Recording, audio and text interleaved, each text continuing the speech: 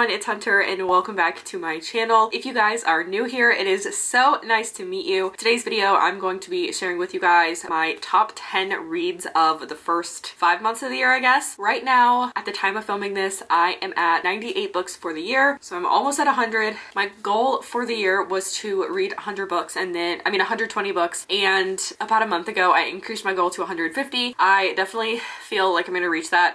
I know I'm gonna reach that, it just depends on when. So I'm probably gonna have to increase my goal again. But for now, I have my top 10 books of the first 5-ish months of the year, and I wanted to share them with you guys. I post a lot of book videos, and I talk about a lot of books in those videos. I do a monthly wrap-up, so I share with you guys the books that I've read at the end of every single month. But I feel like I can tell you that I absolutely love a book in those videos, but I wanted to compile it together into one just from January through mid-May. So that is what I have for today's video. If you guys are new here, I would love it if you guys would subscribe to my channel down below, and don't forget to give this video a thumbs up, and let's go ahead and get started. So let me go ahead and pull up my list. Notes. Gonna move over. So this isn't in really any particular order, but I wanted to go ahead and start with Daisy Jones and the Six. This book, I feel like it ripped my heart out. I don't even know how to describe the love that I have for this book, and I'm so excited for the TV show to come out, and I really hope that Amazon does it justice. It's coming out sometime this year. I don't know when it's gonna be. I looked at the casting and I feel like it's really good. I'm actually waiting on the audiobook to become available from the library so I can listen to it, because I've heard that the listening experience is really good. Basically, the book is about a girl named Daisy Jones who she grows up in the spotlight, not in the spotlight, but she grows up in Hollywood with celebrity parents who kind of abandon her. They don't really care about her that much, and also the band called The Six, which is two brothers and some band members, and basically they both put out albums by themselves, but their record labels decide that they would be better together, so they get together and they become this incredible band. And so basically the book is about the rise and fall of their band, and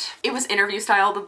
The style of the book is interview style, and I really didn't think I was gonna like that, but I literally was so Taylor Jenkins Reid just has a way of making me feel so many things whenever I'm reading her books. So I can't even begin to describe to you how much I loved that book. I closed it once I was finished and said, I cannot believe that I have to read more books after this. I don't have to, but I was like, I don't know how I'm ever going to read another book again, because nothing will ever compare to this. And obviously I've read some incredible books in my time because I've read so many, but that one was just at the top of my list. It's become one of my favorites of all time. It's in my top 5 of favorites of all time, so I really enjoyed that one. The next book that I've read this year that I absolutely just love, that's in my top 10 for this year, is Local Woman Missing by Mary Kubica. This book, I don't know how to describe how I feel about this. So this is it's a thriller, and I've read plenty of thrillers, but I think this one is absolutely my favorite. Usually thrillers, they don't end up at the top of my list. They're not in my top favorites because they don't make me feel so much, and this one, even though it didn't make me feel so much, I feel like the storytelling was incredibly clever, and I just feel like the way that everything wrapped up at the end was so good. Like I said, one of the best thrillers, one of the best well thought out thrillers I've ever read. This one is about a mom and daughter who go missing on the same day, about 2 weeks after one of their neighbors goes missing, and then the daughter returns from being missing, and I can't even describe to you. If you like thrillers, this is an absolute must read. I purchased a physical copy of it because I thought it was that good that I wanted to own a copy, and I don't typically buy physical copies of thrillers just because, like I said, I don't form an emotional attachment to them, so I thought that one was just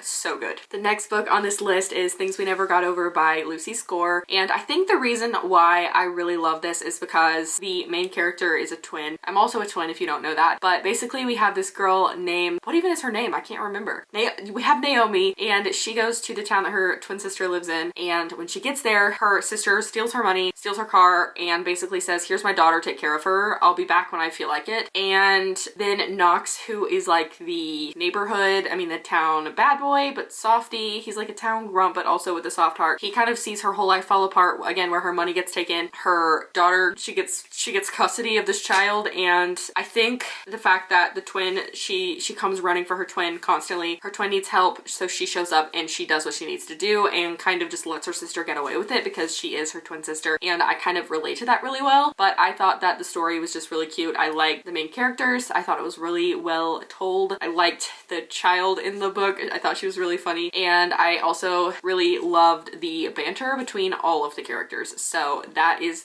probably the reason why I really liked it so much. The next book I really loved, and I actually have not heard anything about on Book Talk or YouTube or Instagram anywhere. I've never even seen it in stores, but it is Josh and Gemma Make a Baby by Sarah Reddy, and I got this one as an advanced reader's copy, but it is out now. And it is about this girl. She is like 32 or something like that. She's in her like early to mid 30s, and she decides that she wants a baby, and she knows that if she wants a baby, she cannot wait for the perfect man because she is getting older, and the older she gets, the less chance of having a healthy, viable pregnancy. So she decides to go to a fertility specialist, and they tell her that she can either use an anonymous sperm donor, or she can have like a boyfriend or a husband or whoever it is do that for her. And so she decides that she does not want to use an anonymous donor, so she goes to her brother's best friend Josh to ask him to be the father of her baby. And so they go to this fertility specialist, and she is also in a fertility support group. And first of all, this fertility support group is hilarious. I personally have not gone through the infertility journey myself,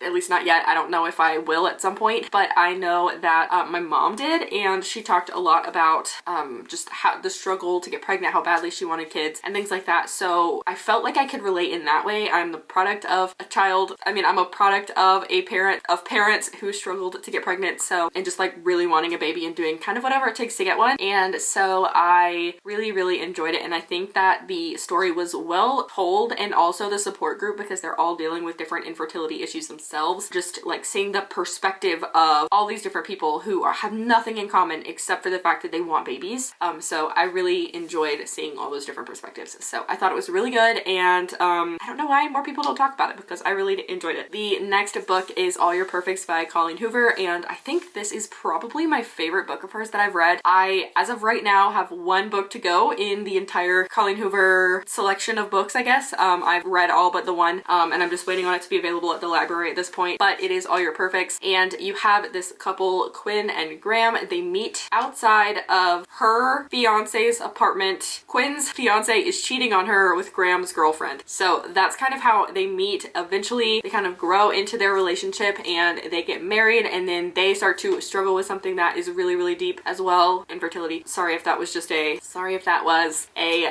what's the word I'm looking for? A spoiler. I don't really feel like it's a spoiler, because I do feel like it's important to know that. They also deal with infertility, and I think that the way that their relationship falls apart but then comes back together as a result of that is something that, again, I feel like people don't talk about it a lot. I feel like infertility is a pretty taboo subject. And so talking about it within the how, I'm trying to think about, so like when you see a couple trying to get pregnant, you see how they're like mad at their own body or something like that, but then seeing them, just if you read the book, you'll understand what I'm saying, but I feel like it's a different take on fertility than a lot of things in that realm, if that makes sense. So I feel like it was just a little bit different, but also it goes back and forth between like not the follow-up, what's the word I'm looking for? The growth of their relationship from the very beginning, and then to the future a couple of years later when they are again trying to have a kid. So that I just thought was beautiful. The next book on this list that I seriously love so much is What You Wish For by Catherine Center, and I was fully not expecting to love this book so much. Mason got me this book for Christmas, and he always gets me a book for Christmas or for my birthday. He got me this one, and this one is my absolute favorite of all the books he's ever purchased me, and like without any kind of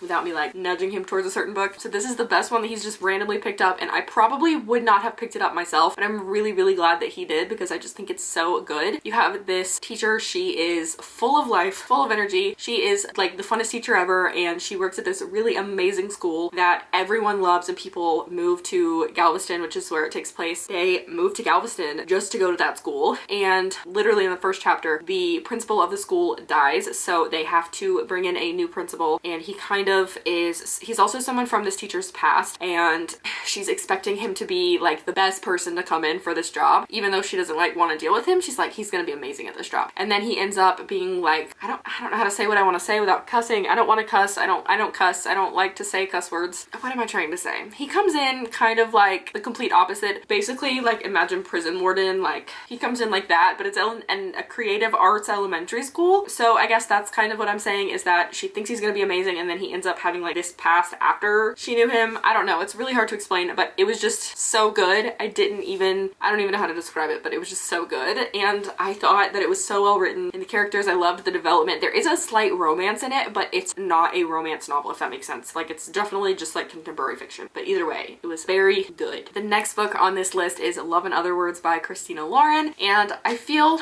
like this is the kind of book that you either absolutely love or you feel like it's overrated. Personally, I loved it because it's on this list, but I literally can never remember characters' names to save my life. I know his name is Elliot. I cannot remember her name off the top of my head, but basically you have these two characters that they kind of grow up next to each other. Next door, it's their weekend house. For her, it's her weekend house, and he lives there full time. They see each other, they spend their weekends together. They basically become best friends who fall in love as teenagers, and then something happens to her and she kind of never goes back to that house again. And then she randomly runs into him like 10 years later, and they kind of have to navigate getting to know each other again. And I just thought it was so good. Like, I cried reading this book. Not for the reason you think, probably. If you want to know why and you don't care about spoilers, I do have a video on my channel talking about books that made me cry that include spoilers. So if you want to check that out, I'll leave that link down below for you guys. But yeah, it made me cry. I felt a lot of things, and just if a book can make me feel a lot of things, then I'm absolutely here for it. Book number 8 on this list is Meet Me in the Margins by Melissa Ferguson, and this book is also out now, but I did read it as an advanced reader's copy, and I thought it was so freaking cute. Just cute is the best way to describe it. You have this main character. She is the editor at a nonfiction publisher, and she is writing a romance manuscript, and she finally finishes it. She gives it to the publisher of her dreams, who then rejects it, and it kind of upsets her, so she kind of just like throws it away in this secret room in the office, and someone finds it, leaves notes on it. She perfects her manuscript, but she gets to know her editor through the margins of her paper, through the margins of her manuscript, and it's so flipping cute. I just can't. It's the cutest book ever. It's fully clean romance, so if you like that kind, then I highly recommend. But like, seriously, it's so cute, and I want everyone in the world to read it. I feel like I have not seen a ton of people talk about this book, but I really do love it. 2 more books. One I read as an advanced reader's copy as well. A lot of these I read as advanced copies. Anyway, this one has not come out yet. It comes out in September, but it is When in Rome by Sarah Adams. First of all, Sarah Adams writes clean romance, and I love it. I love it so much, because it's just like a feel good. It's a great palate cleanser when you are like in between heavy books. If you read like a really disgusting thriller, or you read a book that is like full of just like a bunch of stuff, and you want something that is clean with not a lot of really hard topics in it, I feel like this is a super great one. And if you're a fan of rom-coms like the movies, then this is like perfect for you, because it just makes you feel good. And When in Rome is about a pop star. Her name is Amelia. She is getting ready to go on tour, but before she goes on tour, she kind of just wants to take a break from life. So she looks up the first place she looks up Rome, and goes to the closest city named Rome near her. She lives in Nashville, so she drives to Rome, Kentucky, where she meets this guy who she gets stuck in his yard. She's scared he's gonna kill her. I don't know, it's really funny, but they're like absolutely determined to not date because she's only there temporarily, but they have this attraction to each other that is just like undeniable. And I think that the chemistry and the banter is just everything, which makes me so happy. And if you have never read any Sarah Adams books, they have the best banter, and I think she's really funny. So 10 out of 10 would recommend if you like clean romances, especially. Even if you like just regular romance, if you don't mind reading a clean romance, then this is absolutely perfect for you. Like I said, it's coming out in September, but I'll link a pre-order for you down below. Also, I've already pre-ordered it, so I'm very, very excited to get it in the mail. And the last book on this list is a very new one, and it's Book Lovers by Emily Henry. I did a reading vlog for this one, and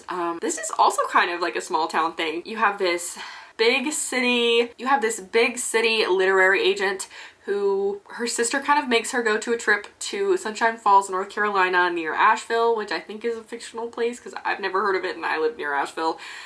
But she goes to this place in North Carolina, which is actually the setting of a book that she represented, and she runs into a editor, who works for a publishing house, that actually rejected her client's manuscript years before. She runs into him and banned her. This book is literally so fun. funny. It's the first book that I have like properly annotated because I wanted to share quotes in a video, and I think it's freaking hilarious and so cute, and I literally had actual tears during one part. I was like screaming during it. It was literally just like everything I could have imagined, and it definitely was like worth the wait for it, if that makes sense. So like it hasn't been out that long. It came out on May 3rd. I'm filming this on May 18th, so it's literally been 15 days since it came out, but it's just so cute and I love it, and I think you should read it, especially if you like Emily Henry's other books. This is, I think, her best so far. Not that the other two are good, but I feel like this one is just like her best yet and definitely deserves a spot on this list. So yeah, out of the 98 books I have read so far this year, those are the best ones that I've read, and I want you to read them all. I want all of you to read them all. And I know that like Daisy Jones and Things We Never Got Over, All Your Perfects, Love in Other Words, those are all books that I've seen like on social media, and I read them because I saw them on social media. But the other ones like When in Rome, What You Wish For, Josh and Gemma Make a Baby, Local Woman Missing, those are not ones that I've seen all over social media, so I definitely recommend checking them out if you have not seen them. And I hope you guys enjoyed this. If you have read books this year, let me know which ones you like the best that you've read so far. Maybe I'll check them out. I'm really here for anything except for fantasy, so I'm not a fan of fantasy because world building just drives me nuts.